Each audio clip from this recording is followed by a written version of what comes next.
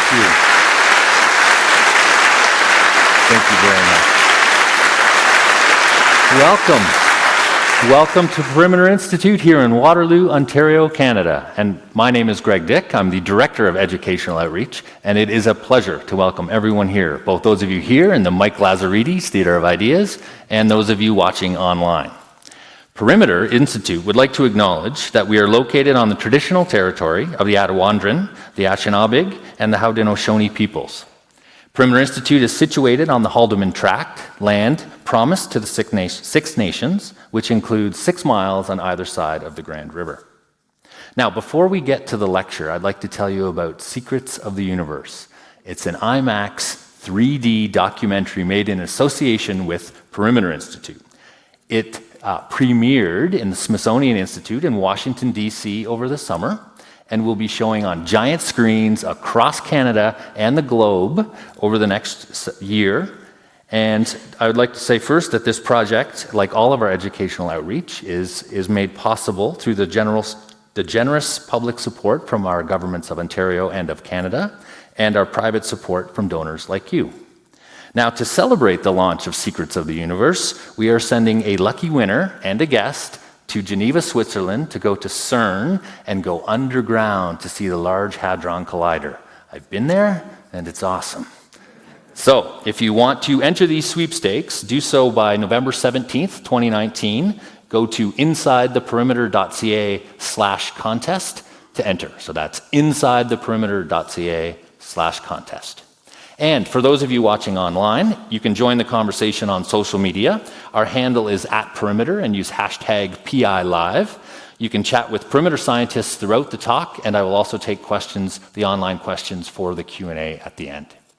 And now, it is my pleasure to introduce tonight's very special guest speaker, Sir Martin Rees. Sir Martin Rees is the Astronomer Royal of the United Kingdom, and one of the world's leading minds in cosmology, astrophysics, and the existential crises that face us here on Earth. He is a former president of the Royal Society and master of Trinity College, Cambridge. He is the author of numerous books, including his latest book on the future, Prospects for Humanity. He'll be signing copies of his book after the talk in the atrium. And tonight, he will share perspectives on the global challenges we all face: environmental, societal, and technological, and explain how science can help us overcome them. Ladies and gentlemen, please welcome Sir Martin Rees.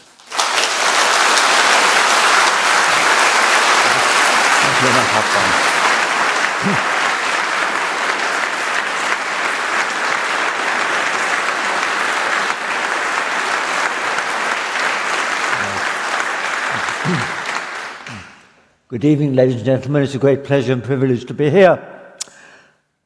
It was mentioned I have the title Astronomer Royal, and once I was asked, does this mean you do the Queen's horoscopes? And I said solemnly, if she wanted one, I'm the man she'd ask. And then this chap, who was an Indian tycoon, said, what are your predictions? And I said, stock markets will fluctuate, trouble in the Middle East, and other surprising things like that. And he took me seriously, but I then came clean and said, I'm only an astronomer. And he then lost all interest in my predictions. And rightly so, because scientists are rotten forecasters, although not quite as bad as economists. But despite all this, I have written a book with a rather pretentious title on the future. But my forecast tonight will be rather tentative, especially in front of an audience where there are people with far more expertise than me. The theme of my book is really this. The Earth has existed for 45 million centuries. But this century is special. It's the first when one species, ours, has the planet's future in its hands. We're deep in the Anthropocene. We could irreversibly degrade the biosphere, or we could trigger the transition from biological to electronic intelligences. Or misdirected technology could cause a catastrophic setback to civilizations. But even with a cloudy crystal ball, there are some things which we can predict a few decades ahead. For instance, by mid-century, the world will be more crowded. 50 years ago, world population was about 3.5 billion. It's now about 7.7 billion. The growth's been mainly in Asia and Africa, as shown in this map, where regions are scaled in proportion to the amount of growth in the last 25 years. But the number of births worldwide peaked a few years ago and is actually now going down. Nonetheless, world population is forecast to rise to about 9 billion by mid-century. And this is partly because most people in the developing world are young, owing to recent growth. And they will have longer lifespans than their predecessors, so the histogram on the left, with lots and lots of young people, will become rather more like that on the right, which shows Western Europe.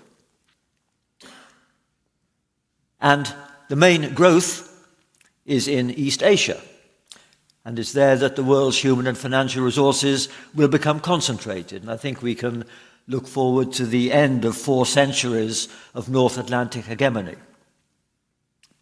And there's more urbanization. To prevent megacities becoming turbulent dystopias will surely be a major challenge to governance. To feed 9 billion people by mid-century will require further improved agriculture, low-till, water-conserving and GM crops, and maybe some dietary innovations, converting insects, highly nutritious and rich in protein, into palatable food, and making artificial meat. To quote Gandhi, there'll be enough for everyone's need, but not for everyone's greed. Population trends after 2050 are harder to predict.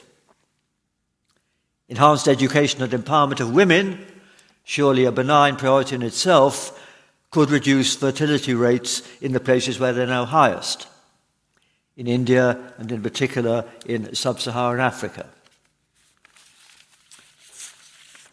But if families in Africa, for instance, remain large, then according to the UN, that continent's population could double again between 2050 and 2100.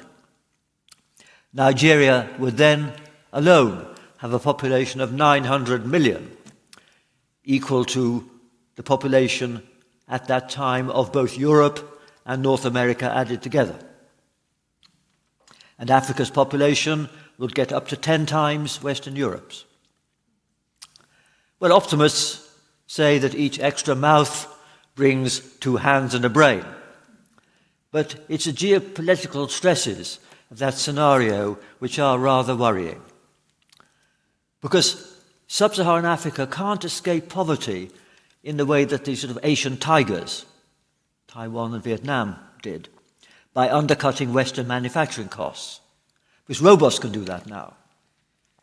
And everyone in Africa, they may not have good sanitation, but they do have mobile phones, and they know the injustice of their fate. And migration's easy. This is a recipe for instability. Multiple mega versions of the tragic boat people crossing the Mediterranean today. So, one important message, I think, is that wealthy nations, especially in Europe, should urgently promote growing prosperity in Africa, and not just for altruistic reasons. But so much for population. Now another thing. If humanity's collective impact on land use and climate pushes too hard, the resultant ecological shock could irreversibly impoverish our biosphere. Extinction rates are rising. We're destroying the book of life before we've read it. Already there's more biomass in chickens and turkeys than in all the world's wild birds. And the biomass in humans, cows and domestic animals is 20 times that in wild mammals. Biodiversity is crucial for human well-being.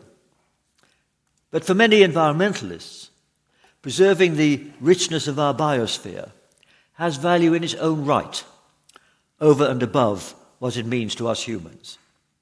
And to quote the great Harvard ecologist E.O. Wilson, mass extinction is the sin that future generations would least forgive us for. So the world's getting more crowded. And there's a second firm prediction. It will gradually get warmer. The famous Keeling curve here, which has measured the concentration of carbon dioxide in the atmosphere over the last 50 or so years, shows this rising trend. The oscillations, incidentally, are because there are more trees in the northern hemisphere than the south. So in the autumn, when the leaves fall off the trees, the CO2 goes up, and that's taken up again in the spring.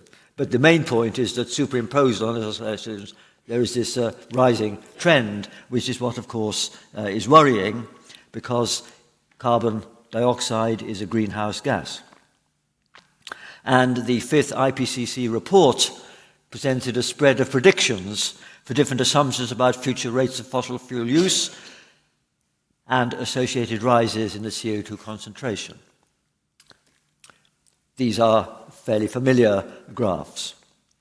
It's important to mention that there are some scientific uncertainties in the feedback effects. We know what the CO2 itself does, but we don't know how the rise in CO2 affects the change in water vapor, cloud cover, and things like that. So the bars on the right-hand side indicate the range of uncertainty for each of the four different scenarios for future fossil fuel burning. I won't go into the details of those, but this does show the range. But despite the uncertainties, the most important message is that under business as usual scenarios, where we go on burning fossil fuels, we can't rule out, later this century, really catastrophic and irreversible warming, and tipping points triggering long-term trends like the melting of Greenland's ice cap. This is what we urgently need to prevent. But of course the trouble is that politicians won't gain much resonance by advocating unwelcome lifestyle changes or a high carbon tax, when the benefits accrue mainly to distant parts of the world and are decades in the future. They will only act if they think voters are behind them. And that's why what matters is what's in their inboxes, what's in the press, and also demonstrations. So we should welcome the recent demonstrations, especially those involving young people, because the young people are those who will still be alive at the end of the century. They are not going to agree with economists who discount the future so much that what happens after 2050 carries no weight. So we should welcome these demonstrations and hope that politicians will realize that the voters are behind them in dealing with climate change, as also they should be in other things like cleaning up the plastic in the earth, in the oceans. But it's a political challenge, and I think there's one win-win roadmap to a low-carbon future, which I'd like to mention. And this is that nations should accelerate their research and development into all forms of low-carbon energy generation and into other technologies where parallel progress is crucial. Energy storage, batteries, compressed air, pump storage, flywheels, hydrogen, etc., and smart grids. Because the faster these clean technologies advance, the sooner will their prices fall so they become affordable to, for instance, India, where more generating capacity will be needed and where the health of the poor is now jeopardized by smoky stoves burning wood or dung. But where, if renewable energy is too expensive, there'll be pressure to build coal-fired power stations. So we need a real crash program to develop cheap, clean energy for the world. Sun and wind are, of course, the front runners, but other methods have geographical niches, tidal and geothermal, for instance. And also, because of local intermittency of wind and sun, we'll need continental-scale DC grids. We need to carry solar energy from the sunny south to the cloudier and less sunny north, and we need to have grids to carry energy east-west to smooth out the peak demand in different time zones, all across North America, and I would hope perhaps all the way from Europe to China as part of the Chinese Belt and Road development. That's what we need.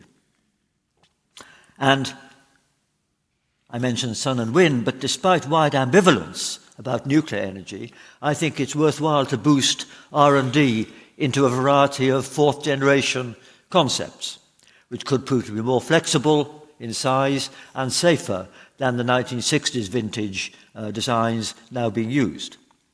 Small modular reactors, for instance. And the potential payoff for fusion is so great that it's surely worth continuing experiments and prototypes of that. Indeed, it would be hard to think of a more inspiring challenge for young engineers than devising clean and economical energy systems for the world. And incidentally, it reminds me that this is a scientific institution and it's engineers who are going to do this. And probably some engineers, and I'd like to put in a bit of preemptive modesty, speaking as a scientist, because engineers rather like a cartoon in the New Yorker many years ago. And the cartoon showed two beavers looking up at a big hydroelectric dam. One beaver said to the other, "I didn't actually build it, but it's based on my idea." And that fairly truly reflects the balance of effort between armchair theory and what's actually practical and feasible and actually works, which is what engineers do. And we need the engineering, but it must be based on science. And since we're in one of the international temples of extreme theoretical science, I'd like to say I often tell my colleagues that the Swedish engineer who invented the zip fastener made a greater intellectual leap than most of them will do in their lifetime. So that's a bit of modesty. But it really is the case that most of the brain power is needed in the technology and the applied science. And we should be evangelists for new technology, not Luddites. Without it, the world can't provide food and sustainable energy for the expanding and more demanding population we predict. But we need wisely directed technology. Clean energy is one. One that isn't, incidentally, which I should have mentioned, is a plan B if we don't control CO2 emissions. Geoengineering, where we put some sort of dust in the upper atmosphere to cool down the planet. That's something which would cause all kinds of international problems, because different countries will want to adjust the thermostat differently. The only beneficiaries would be the lawyers, because if nations could litigate over bad weather, that's a bonanza for them. But geoengineering is something we want to avoid, at least the top kind of geoengineering there. A second kind, where you simply extract the CO2 from the atmosphere, undoing the geoengineering we've done unwittingly by burning fossil fuels. That is benign, but that is very expensive of energy and isn't feasible at the moment. So that's a technology that we don't want to develop at the moment. But we do need wisely directed technologies. And many are anxious, though, that some technologies are developing so fast that we may not properly cope with them. And we might have a bumpy ride through the century. That's another theme of my book.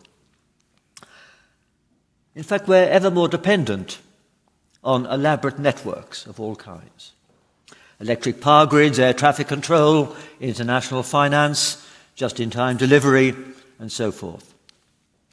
And unless these globalized networks are highly resilient, their manifest benefits could be outweighed by catastrophic breakdowns, real-world analogues of what happened to the financial system in 2008. And these could cascade globally. Our cities will be paralyzed without electricity, supermarket shelves empty within days if supply chains were disrupted. Air travel can spread a pandemic worldwide within days now. And social media can spread panic and rumor and psychic economic contagion literally at the speed of light. But what about these new technologies? Advances in biotech, diagnostics, vaccines and antibiotics offer huge prospects for improving health and of containing pandemics, for instance. But the same research innovations have controversial aspects. Give one example. In 2012, researchers in Wisconsin and also in Holland showed it was surprisingly easy to modify the flu virus to make it both more virulent and more transmissible. To some, this was a scary portent of things to come, and indeed the US federal government stopped funding these so-called gain-of-function experiments. And also the new CRISPR-Cas9 techniques for gene editing are hugely promising, but there are ethical concerns about, for instance, the recent Chinese experiments on human embryos, for instance. And also worries about possible runaway consequences of so-called gene drive, when you can drive a particular species to extinction. That may be fine if it's used to wipe out the mosquito that carries the Zika virus, for instance. That's been tried. But some nasty people have wanted to wipe out the grey squirrel in England because it can't compete very well with the brown squirrel. But of course, if you modify the balance of species, you may have runaway unintended consequences. So this is where we have to be very cautious about what we do. But in applying these powerful techniques of gene editing, gain of function, etc., clearly we need regulation. But I worry that whatever regulations are imposed on grounds of prudence or ethics can't be enforced worldwide any more than the drug laws can or the tax laws. I worry that whatever can be done will be done by someone somewhere. And that's a nightmare. Whereas an atomic bomb can't be built without large-scale special purpose facilities, which can be monitored by inspectors, biohacking involves small-scale, dual-use, widely available equipment. Indeed, biohacking is burgeoning, even as a hobby and competitive game. And we know all too well that technical expertise doesn't guarantee balanced rationality. The global village will have its village idiots, and they'll have global range. The rising empowerment of tech-savvy groups, or even individuals, empowered by bio as well as cyber technology, will pose an intractable challenge to governments and aggravate the tension between three things we want: freedom, privacy, and security. And all these concerns, I think, are fairly near term, within the next 10 or 15 years. But what about 2050 and beyond?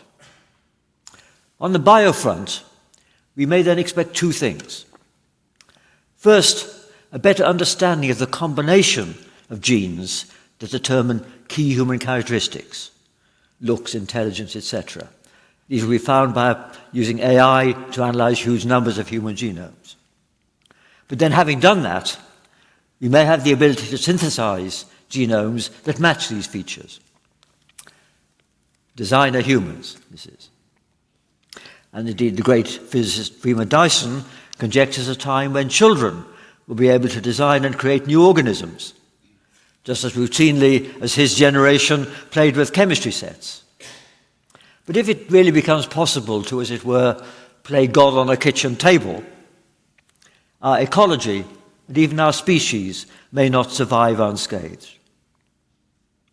And what about another transformative technology? Robotics and artificial intelligence, AI. As I'm sure everyone knows, there's been exciting advances in generalized machine learning. DeepMind, a London company now bought by Google, achieved a remarkable feat. Its computer beat the world champion in the game of Go, and then in the game of chess, and now beat human experts in optimizing proton folding. And the computer that played Go and chess was not like the computer that beat Kasparov 20 years ago, which was programmed by expert players. It was just given the rules and gained expertise by playing hundreds of thousands of games against itself in a single day. The programmers don't themselves know how the machines made seemingly insightful decisions.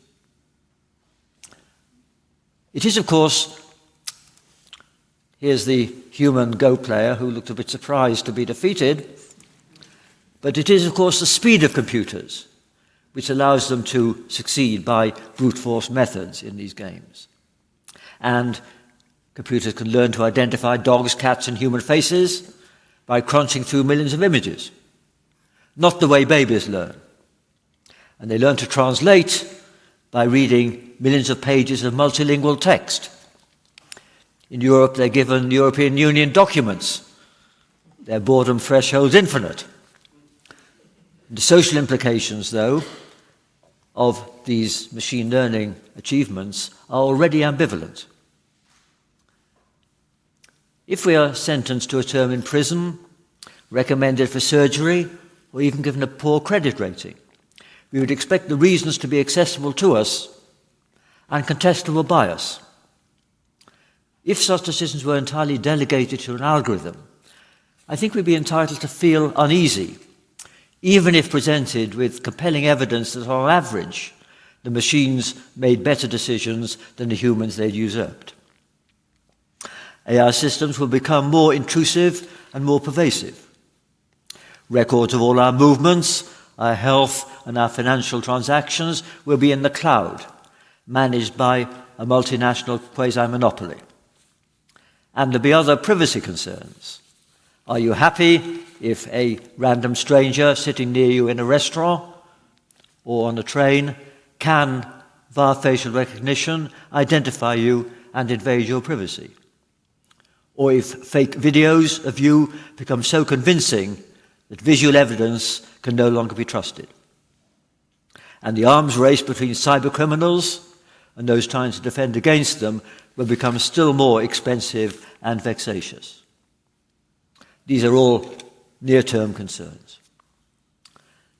Computers succeed by reinforced learning on these big training sets. But it's not so easy to get them to learn common sense and to learn about human behavior, because that involves observing real people in real homes or workplaces. And the machine would feel sensorily deprived by the slowness of real life and be bewildered.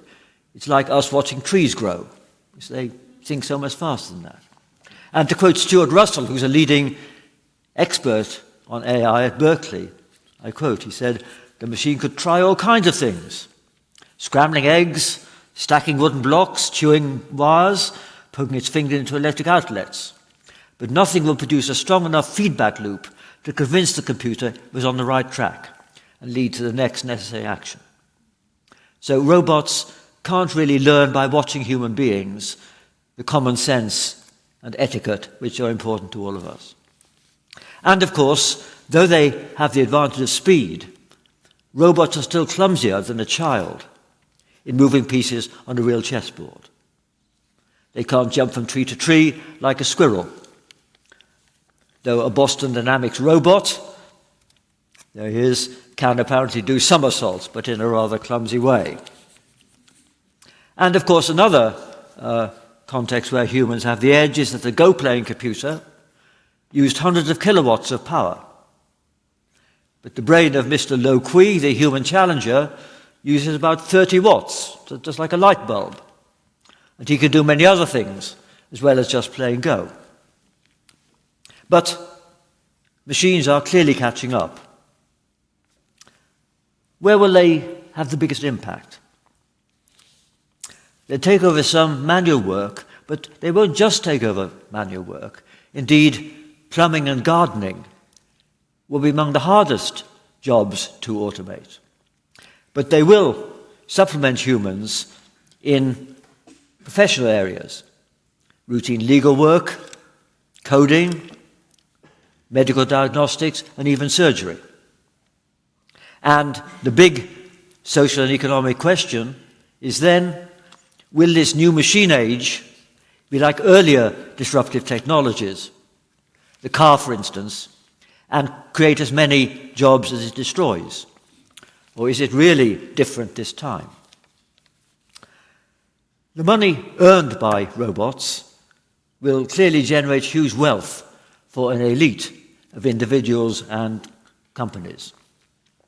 But I suggest in my book that to preserve a healthy society will require massive redistribution of that income to ensure that everyone has at least a living wage. But this shouldn't be a handout. It should be achieved by creating huge numbers of upgraded public service jobs where the human element is crucial and which are now undervalued and where demand is huge. Among these, of course, I'd especially emphasize carers for young and old, but also custodians, gardeners in public parks, and so on. If enough such jobs can be created and publicly supported to re-employ those now doing mind-numbing jobs in call centres and Amazon warehouses, that's surely a win-win situation to be welcomed. I could see this massive redistribution happening in China, in Scandinavia, maybe in Canada, though I think it's less likely in countries that fetish low tax rates like my country and the United States. But let's now look still further ahead. How human or human-like will future robots be? AI can cope with things where it doesn't have to look human-like at all. It can cope with complex, fast-changing networks, traffic flows or electric grids, for instance. And the Chinese could have an efficient planned economy of a kind that Marx could only dream of.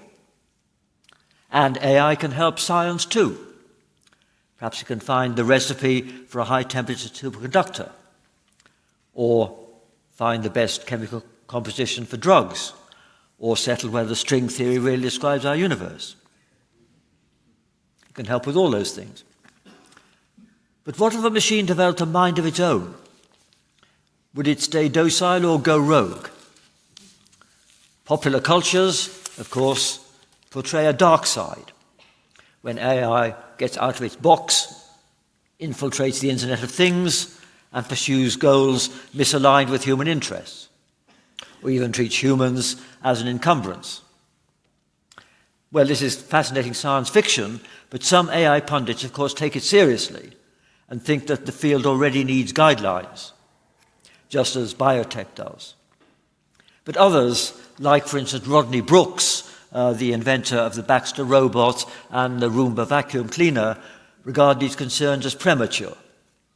He thinks it will be a long time before artificial intelligence will worry us more than real stupidity. But be that as it may, it's likely that society will be transformed by autonomous robots, even though the jury's out on whether they'll be idiot savants or display superhuman capabilities.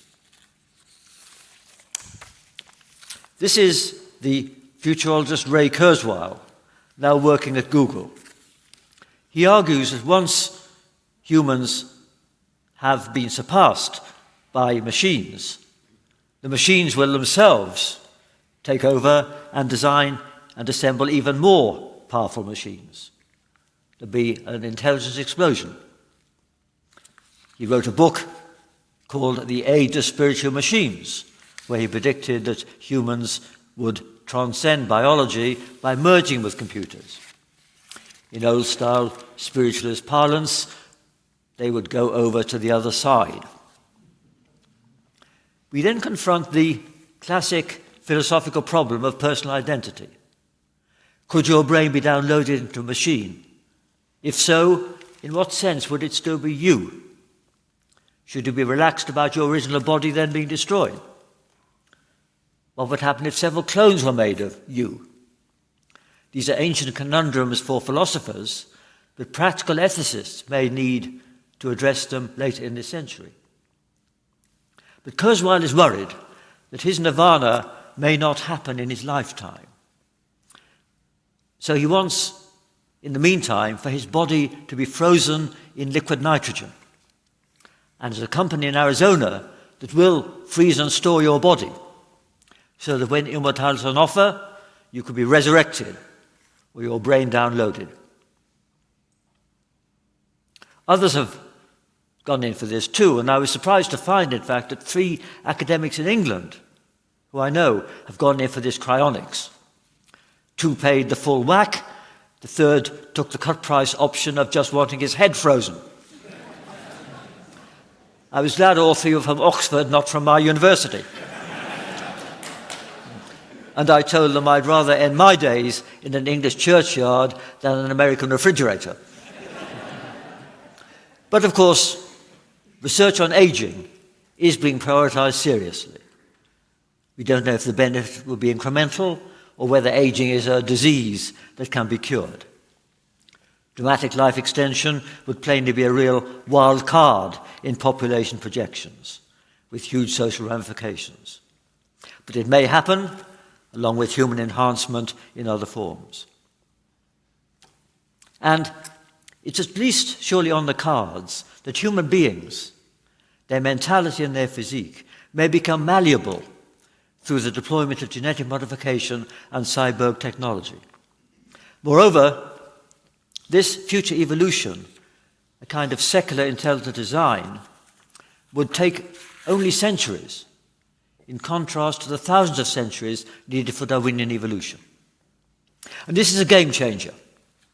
When we admire the literature and artifacts that have survived from antiquity, we feel an affinity across a time gulf of thousands of years with those ancient artists and their civilizations. But we can have zero confidence that the dominant intelligences a few centuries from now will have any emotional resonance with us, even though they may have some algorithmic understanding of how we behaved. And now I want to turn to another technology, space, my special interest, because it's beyond our Earth, in environments hostile to humans, that cyborg and AI technologies have the most spectacular scope, and where these changes will happen fastest and will worry us less. During this century, the whole solar system will be explored by swarms of miniaturized probes, far more advanced than the wonderful Cassini instrument, designed in the 1990s, which spent 13 years exploring Saturn and its moons, and the European probe Rosetta, which landed a robot on a comet, or the NASA probe New Horizons, which sent back these pictures of Pluto, 20,000 times further away than the moon. Think back to the computers and phones of the 1990s, when the probe that took these pictures was designed, and realize how much better we can do today. The next step also in space will be the deployment in space of robotic fabricators, which can build large structures. For instance, giant telescopes with huge gossamer-thin mirrors assembled under zero gravity, and solar energy collectors. But what about manned spaceflight? With all these advances in robotics, the practical case for sending people into space gets weaker. So will manned spaceflight ever be resurgent? It's 50 years since Neil Armstrong's first small step on the moon, and I cherish this picture signed for me a few years ago by 7 of the Apollo astronauts. In the 1960s, there was, of course, a space race between America and Russia. NASA then got about 4% of the federal budget. Had that pace continued, there would have been footprints on Mars long before today. But of course, once the race to the moon was won by the Americans, there was no motive for continuing this requisite expenditure. And NASA now gets about 0.5% of the federal budget. But of course, hundreds more have ventured into space subsequently, but anticlimactically, they've gone into low Earth orbit and no further, and done no more than circle the Earth. Most of them in the International Space Station, shown here. And this really only makes news when something goes wrong. When the loo fails, for instance, or when the Canadian astronauts perform stunts, like Chris Hadfield playing his guitar. These make great public interest. But will there be any inspirational Apollo-style projects? There's no denying that NASA's Curiosity probe trundling across a giant Martian crater and leaving the tracks, which you can just see a quarter of the way up that picture, that may miss some exciting things that a real human geologist would detect. But machine learning is advancing fast, as is sensor technology. In contrast, the cost gap between manned and unmanned missions remains huge. NASA's manned program, ever since Apollo, has been impeded by public and political pressure into being exceedingly risk-averse. The space shuttle failed twice in 135 launches. Test pilots would willingly accept this 2% level of risk, but the shuttle had unwisely been promoted as safe for civilians, and each failure was a national trauma. So, because of the safety culture, NASA will confront political obstacles in achieving any grand goal within a feasible budget. China has the resources, the dirigist government, and maybe the willingness to undertake an Apollo-style program. But leaving aside the Chinese, I think the future of manned spaceflight lies with privately funded adventurers prepared to participate in a cut-price program far riskier than Western nations could impose on publicly supported civilians. Elon Musk's SpaceX and Jeff Bezos' Blue Origin will soon offer orbital flights to paying customers. And were I an American, I would only support NASA's unmanned program. I'd argue that private enterprise ventures like those should front all manned missions as cut-price, high-risk ventures. There'd still be many volunteers, some perhaps even accepting one-way tickets, driven by the same motives as early explorers, mountaineers and the like. By 2100, courageous thrill seekers may have established bases independent from the Earth, on Mars or maybe on asteroids. Musk himself, aged 48 I think, says he wants to die on Mars but not on impact. And he might. But don't ever expect mass emigration from Earth. Nowhere in our solar system offers an environment even as clement as the top of Everest or the South Pole. And here I disagree with Musk and with my late colleague Stephen Hawking. I think it's a dangerous illusion to think that space offers an escape from Earth's problems.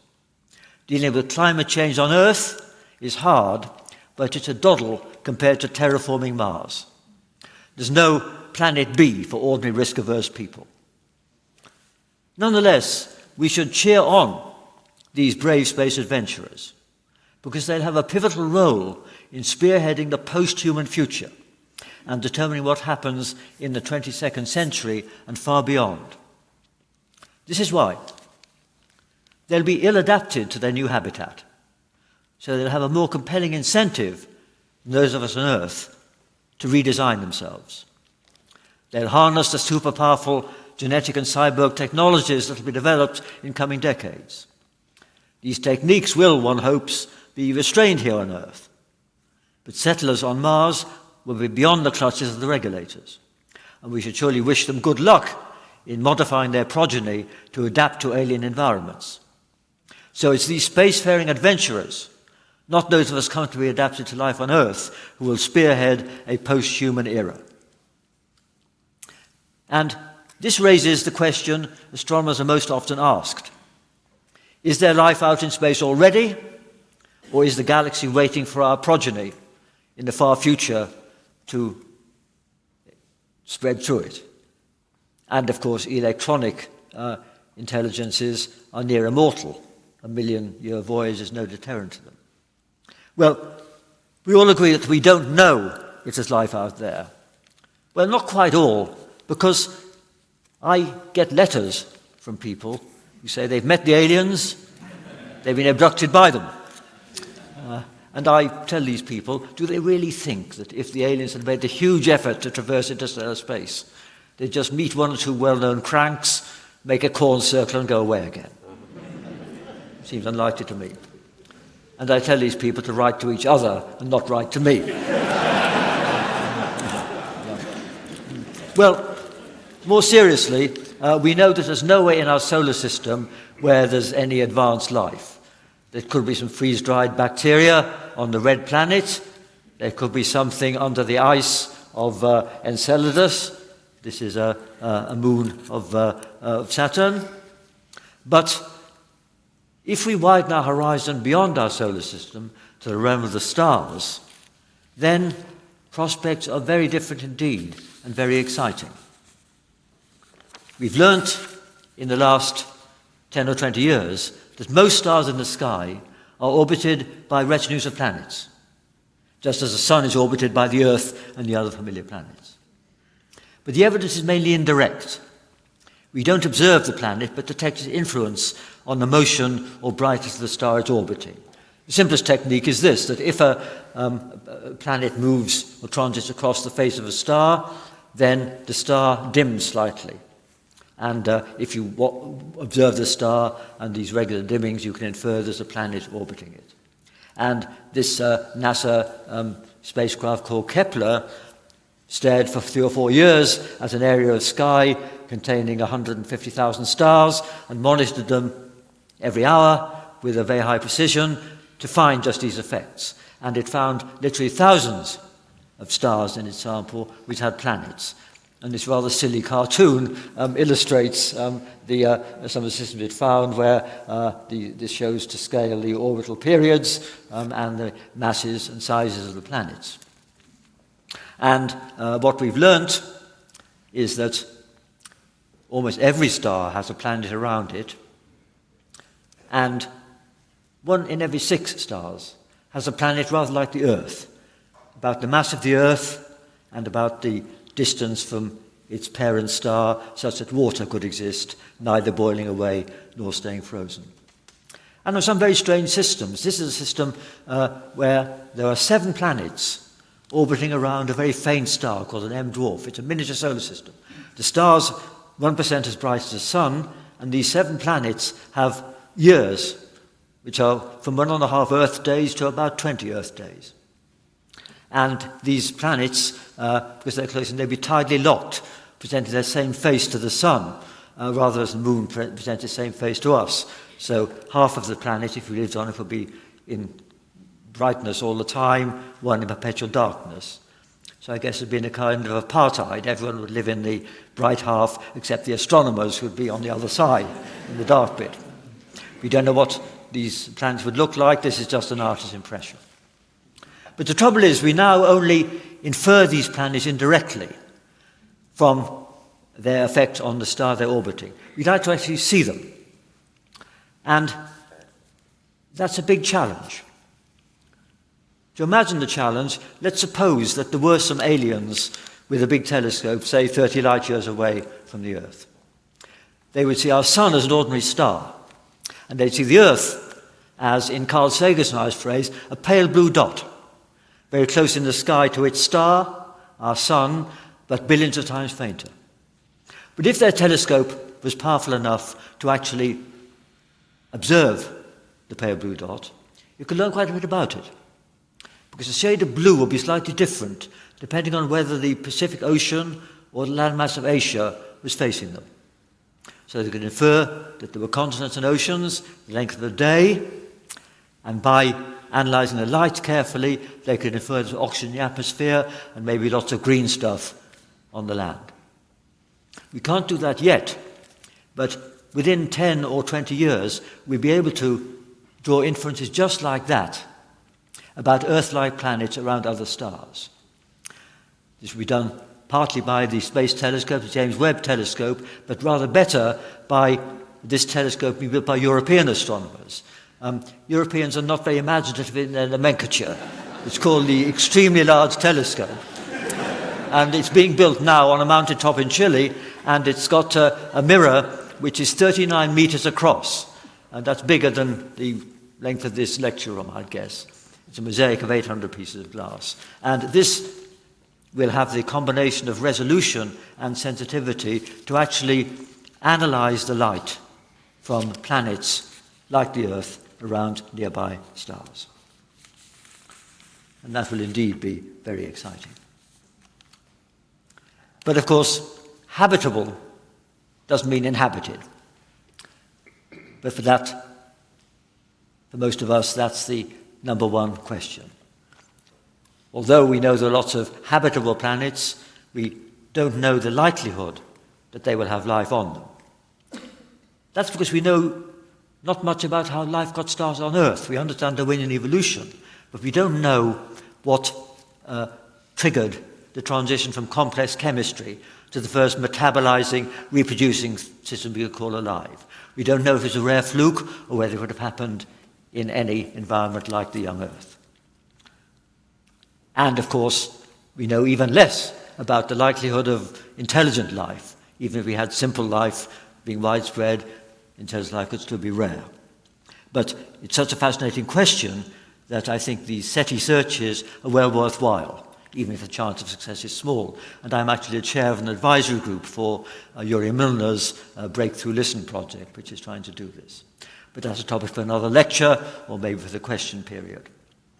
I want now to indulge briefly in some speculations on the really far future, bearing in mind that I'm speaking in an institution that thinks about the more speculative kinds of cosmology. First, let's think about timescales. This is a familiar time chart showing the history of life on Earth, taken about 4 billion years for us to evolve. Many people who are familiar with this somehow think that we humans are the culmination of it all. But no astronomer could believe that, because our sun is less than halfway through its life. It'll have 6 billion years more before it dies. Any creatures witnessing the demise of the sun, when it will look something like this, will be as different from us as we are from slime mold. And of course, even when the sun dies, the universe will go on expanding, maybe forever. To quote Woody Allen, eternity is very long, especially towards the end.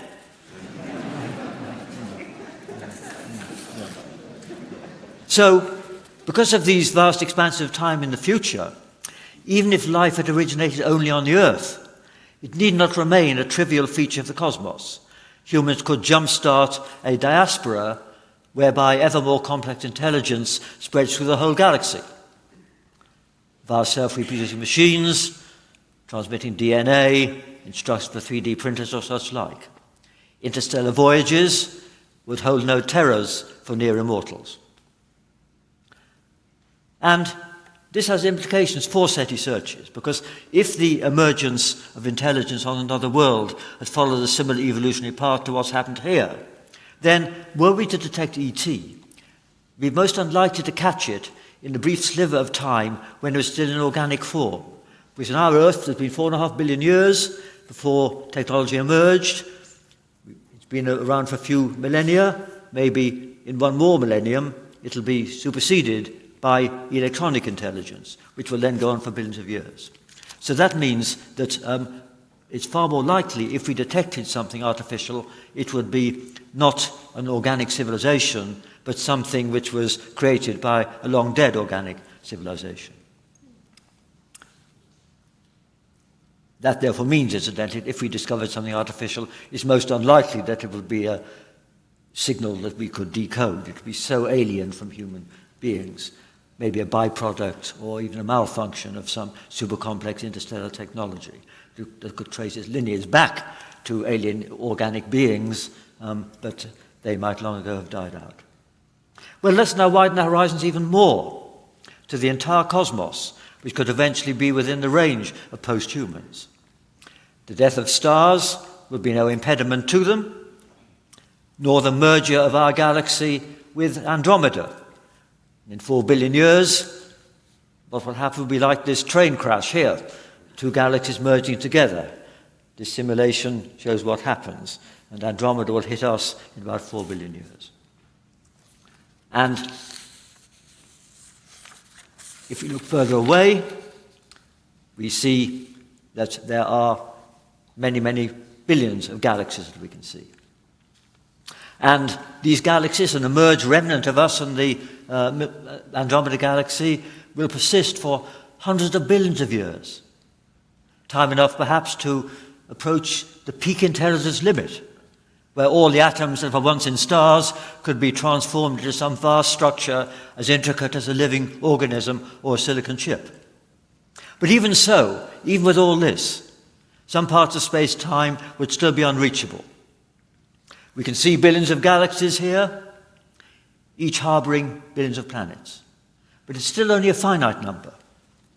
Observations are constrained within a horizon. There's a shell around us which delineates the limit of the distance light can have traveled since the Big Bang. But that shell has no more physical significance than the circle that delineates your horizon.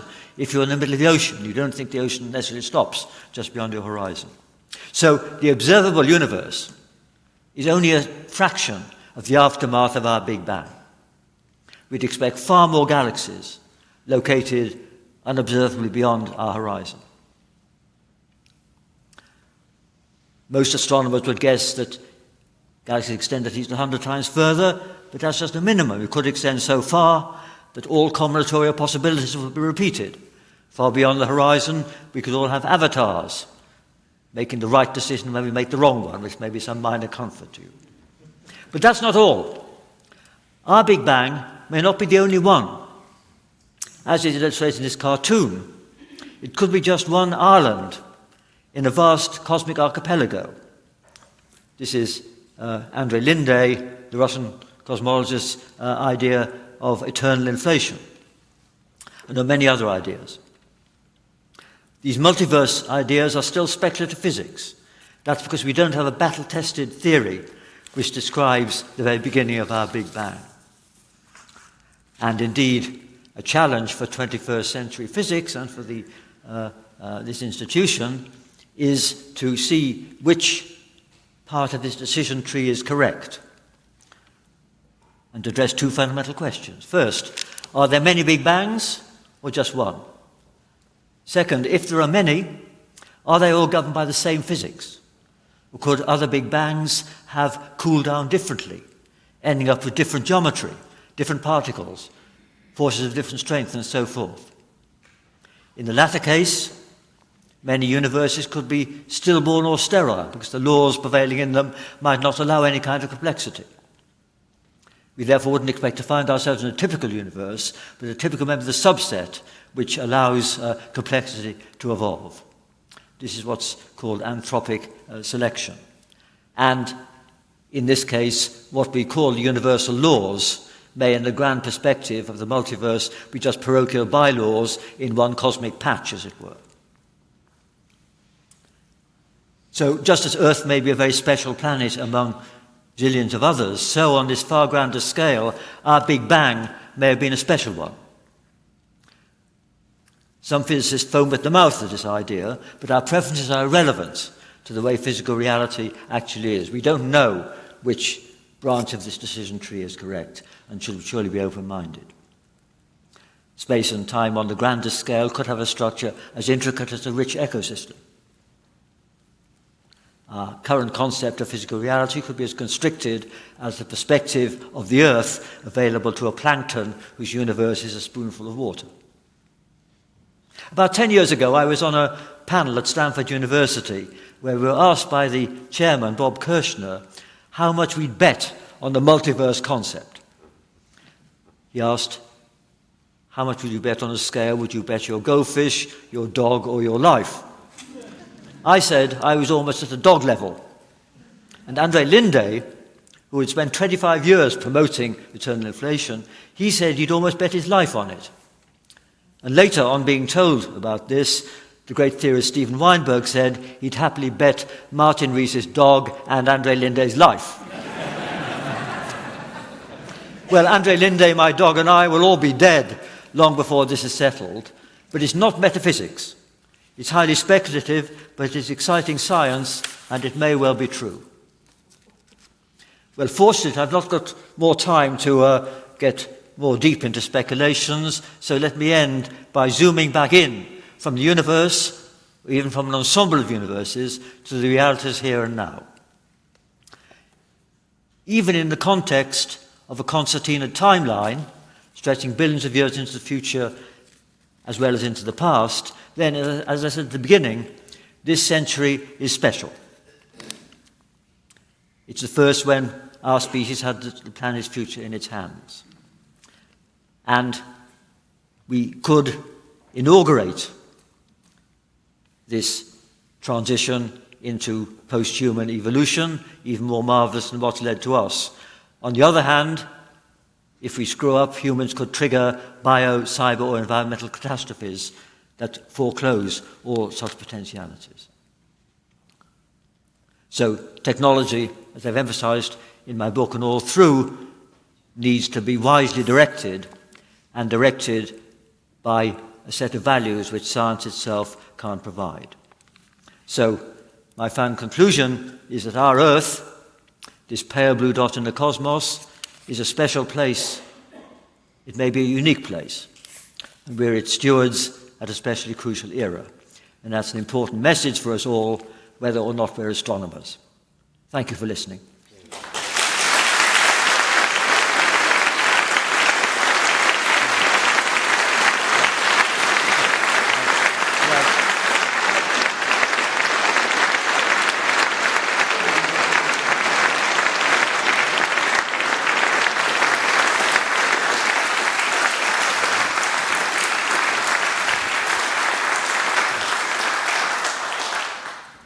Very good. Thank you so much. We're going to open the floor to questions. So for those in the theater, the microphone is right there.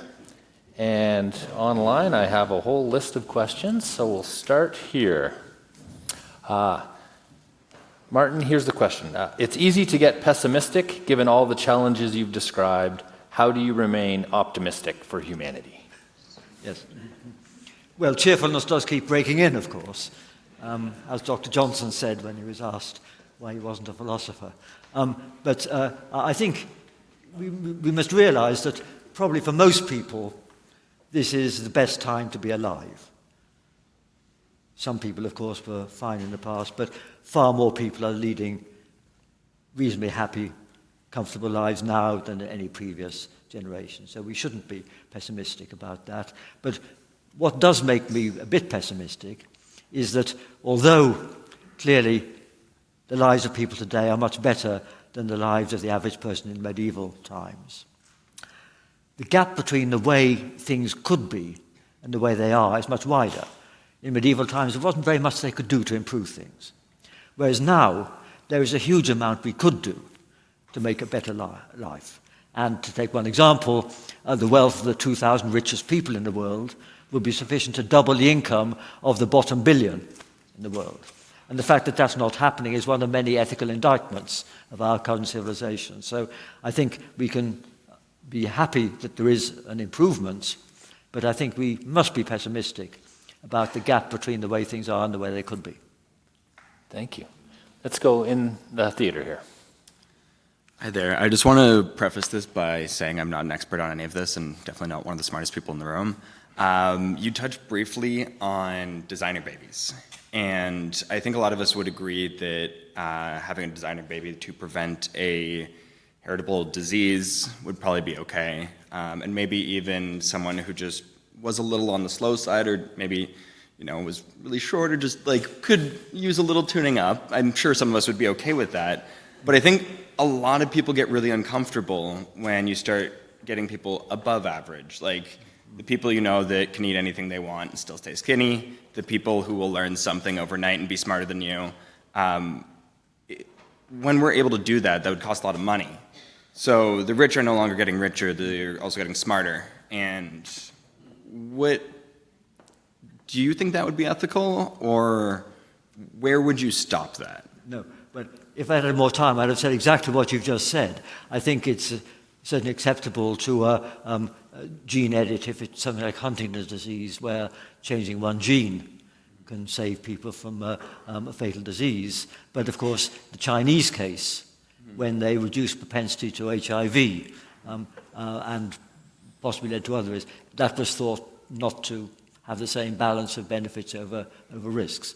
And of course, when we come to the stage of being able to design humans, and that'll be quite a long time in the future, because we need to understand the genome and attributes that depend on many, many genes, then of course there is going to be the issue of, is it ethical, and if it's allowed, will it lead to a more fundamental kind of inequality than we have now? So indeed, that is a very deep ethical question, I think, and that's why I rather hope that that will be effectively regulated and left to the crazy guys on Mars. Let them do it. Thank you very much.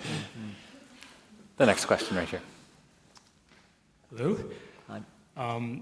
You mentioned how the poorest billion can and should be lifted out of poverty by redistribution of wealth from the wealthiest 2,000. Of course, the wealthiest 2,000 will never agree to such an arrangement voluntarily. So are you in fact calling for expropriations, doing away with capitalism and switching to socialist economy? And I hope that you do. I didn't quite catch the last bit. Do you in fact call for expropriation of wealth and doing away with capitalism and switching to a socialist economy of some sort? I think the answer is yes. I think the inequalities are gross and should be reduced. And I think they could be reduced tremendously without eroding incentives, etc. So I certainly think that the growth in financial inequality is damaging to the health of society, and it could be reduced and should be reduced, yes. Thank you. Thank you. All right, here's an online question. I just lost it, but it's coming back. There seems to be a rise in anti-scientific sentiment lately. How do we compact this trend in favor of science? Well, this is a difficult question. I think, again, let me be optimistic. I'm gratified by the amount of interest in science, even the science which is far from everyday concerns.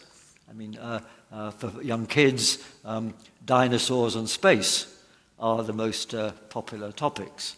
And that it illustrates how people are fascinated by the wonder of these things, and that should be encouraged. I think one of the troubles is that in the era of social media, extreme and ill-informed opinions get more traction more easily. This, I think, is the origin of populism, that in the past, the public media, like the newspapers, they were filtered by reasonably competent people, and so the extremes were damped out, whereas now the reverse is the case.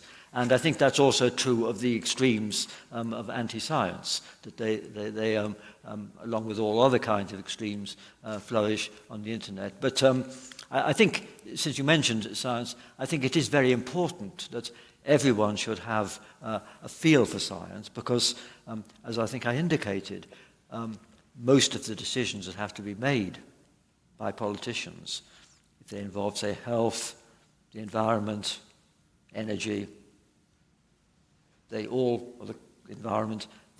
involve some science. They involve economics and ethics as well, but they involve science. And so to be an informed citizen, people need to have some feel for these subjects, as also they need to have some feel for numbers, so they can't be bamboozled by bad statistics. So everyone needs to have some scientific background. But I'd also like to say that apart from it being important for a citizen, it's part of our culture. I think it's a shame if people don't understand about Darwin and about the cosmos, etc. Science is part of our culture, and it's the only universal culture. It straddles all boundaries of faith and nationality. And that therefore means it's something we all have in common, and that's a further reason for trying to hope that most people have some feeling for it and appreciation of it. Thank you. And question here. Given your extensive experience both in research and in politics, and more particularly your advisor role, I'm curious to know if you have any strong recommendations for how we can coordinate multinational efforts with respect to innovation in this space. And the motivation comes from a place of the fact that a lot of, as you said, social media is pervasive. Yes. And the fact is a lot of millennials as well as Generation Z, those under 18, are very interested in sort of this vision for a transhumanist future. Mm-hmm. And we live currently in a society where the structures are either difficult to navigate or seem at odds with each other. And so to rephrase the question for a simplicity, what is your recommendation for multinational collaboration? Yes, yes.